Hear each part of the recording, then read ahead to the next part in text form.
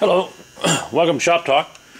We're looking at a piston and cylinder for a Homelite 1130G. That is the 55.5 millimeter bore.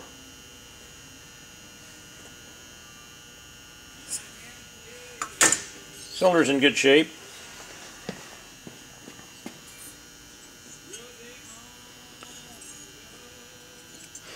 It is missing a fin on top. Doesn't affect the performance of this motor. Plug hole's good.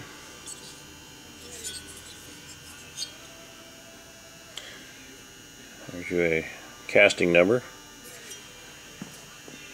And the piston's good.